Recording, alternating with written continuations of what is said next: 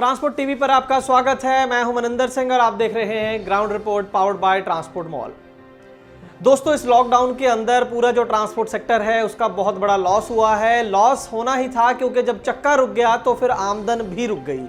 आमदन जीरो हो गई, लेकिन जो खर्चे थे वो जीरो नहीं हुए, वो अपनी रफ्तार से चलते रहे।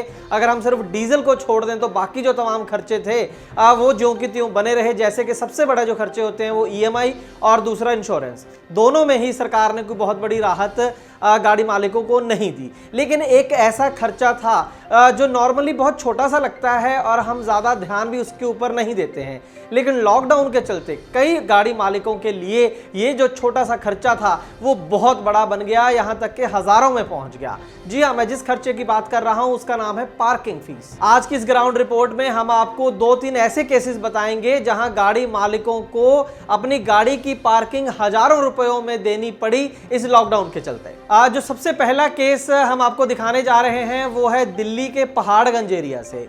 यहाँ पर जो हमारे गाड़ी मालिक है उनका नाम विनय है। उनके पास 2 गाड़ियां हैं, दोनों वेस्ट बंगाल नंबर की हैं।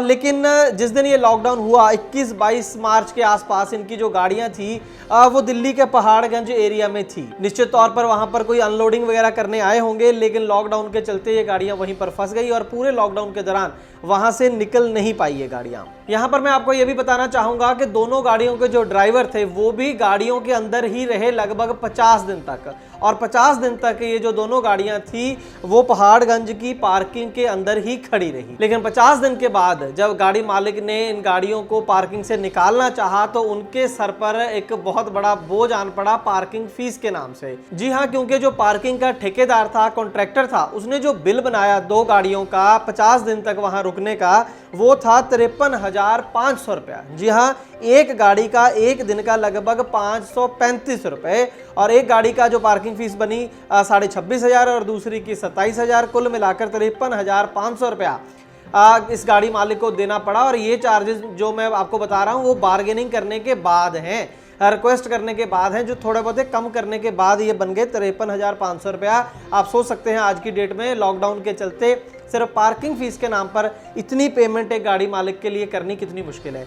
इसके अलावा गाड़ी मालिक ने यह भी बताया कि 30,000 रुपया खर्चा हो गया खाने का उन 2 लोगों का, क्योंकि 300 रुपया भी अगर लगाएं एक व्यक्ति का एक दिन का, 3 टाइम उसे खाना खाना है, चाय भी पीनी है, तो उस हिसाब से 30,000 रुपया 50 दिन के अंदर वो लग गया। और 28,000 रुपया दोनों जो ड्राइवर थे 7,000 रुपये के हिसाब से भी अगर उनकी सैलरी लगाई जाए तो 28,000 रुपये बन गया, और कुल मिलाकर 1,11,500 रुपया इन 2 गाड़ियों का वहां पर खड़े खड़े खर्चा आ गया। ईएमआई, इंश्योरेंस और बाकी के जो खर्चे हैं वो अलग से हैं। इसके बाद एक और हम आपको केस बताते हैं। गाड़ी मालिक का नाम हनुमान है और राजस्थान की ये गाड़ियां हैं। नंबर आप देख सकते हैं स्क्रीन के ऊपर, टाटा 4018 ये गाड़ियां हैं। दुर्गापुर वेस्ट बंगाल से ये गाड़ियां टीएनटी सरिया लेकर चली थी 21 मार्च को गाजियाबाद के लिए, यूपी में गाजियाबाद के लिए चली थी। लेकिन 25 मार्च को ये गाड़ियां अभी पहुंची थी माधो मामा होटल है औरैया में, यूपी का ही डिस्ट्रिक्ट औरैया है। लगभग 380 किलोमीटर अभी वो दूर थे गाजियाबाद से। गाजियाबाद पहुंची नहीं थी गाड़ियां जब ये लॉकडाउन हुआ 25 मार्च को, तो वहीं पर गाड़ियां रुक गई। तो ड्राइवर को 25 मार्च को ये पता चल गया कि ये कई दिन तक मुझे अभी यहाँ पर खड़ा रहना पड़ेगा। तो उसने जो ढाबा मालिक था उसके साथ बात करी कि अगर मैं अपनी यहाँ पर गाड़ी क्या मैं खड़ी कर सकता हूँ या नहीं। तो उसने कहा कि कर सकते हैं, लेकिन 150 रुपया प्रति दिन के हिसाब से मैं आपको चार्ज करूंगा। तो ड्राइवर ने अपने मालिक से बात करी तो मालिक ने भी अपनी मंजूरी दे दी कि ठीक है 150 रुपये जेन्युइन है, हम इतना खर्चा दे देंगे। लेकिन जब बात आई इन गाड़ियों को वहां से निकालने के लिए, जब लॉकडाउन वहां पर खत्म हुआ गाड़ियों के लिए, यहां पर भी लगभग 50 दिन के बाद ये गाड़ियां निकल रही थी, तो 7500 रुपया प्रति गाड़ी के हिसाब से गाड़ी मालिक ने ड्राइवर के अकाउंट में पैसे डाल दिए कि आप ये ढाबे वाले को दे दो। लेकिन वहां पर हुआ ये कि जो ढाबे वाला था वो अपनी बात से मुकर गया। उसने कहा कि 150 रुपये की बात नहीं हुई थी, बात हुई थी 400 रुपये की, तो मुझे प्रत्येक गाड़ी 400 रुपये के हिसाब से पार्किंग फीस चाहिए। तो 400 रुपये के हिसाब से प्रत्येक गाड़ी का बन गया 20,000 रुपया। 2 गाड़ियों का 40,000 रुपया अब इस जो गाड़ी मालिक है उसको देना पड़ेगा। इसके बाद एक और केस है, विनय अग्रवाल हैं, गाड़ी मालिक हैं, rapid road lines of India private limited इनकी कंपनी का नाम है। यहाँ पर ये कोलकाता का केस है। कोलकाता में एक पार्किंग के अंदर इनकी गाड़ी खड़ी थी 21 मार्च से। कुल 150 गाड़ियां यहाँ पर खड़ी थी इस पार्किंग लॉट के अंदर।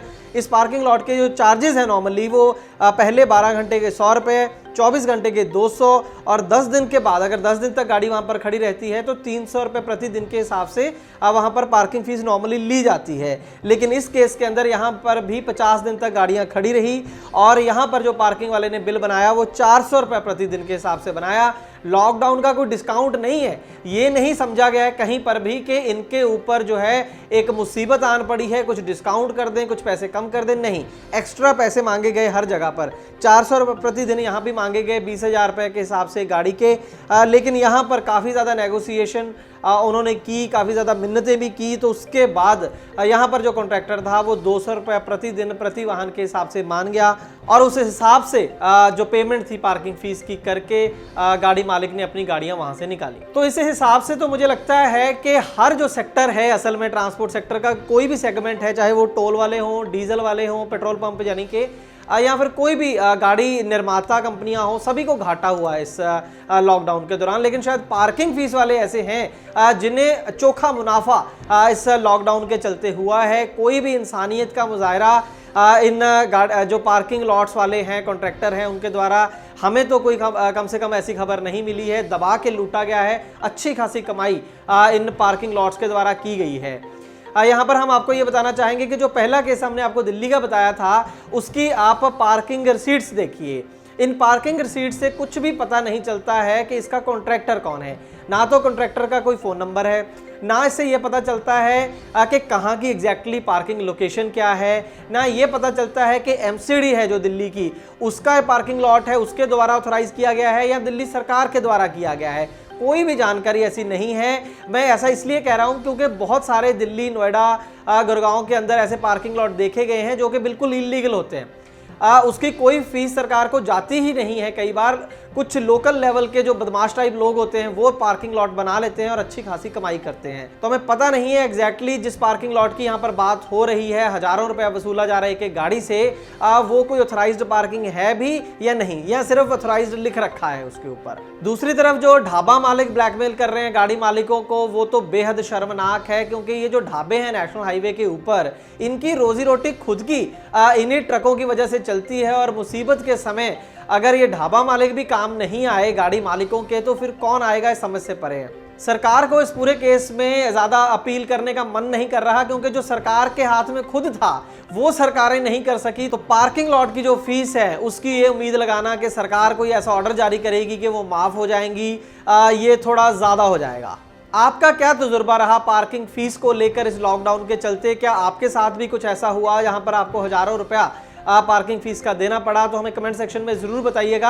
आप लोकेशन भी बताइएगा कि कहां पर ऐसा हुआ। हम चाहेंगे कि आप इस वीडियो को ज्यादा से ज्यादा शेयर करें, लाइक करें, और अगर आपको ट्रांसपोर्ट टीवी का काम अच्छा लगता है तो अपने इस चैनल को फेसबुक और यूट्यूब पर जरूर सपोर्ट करें। ट्रांसपोर्ट टीवी देखने के लिए बहुत बहुत शुक्रिया। ट्रांसपोर्ट टीवी को यूट्यूब पर अभी करें सब्सक्राइब और दबाएं बेल आइकन।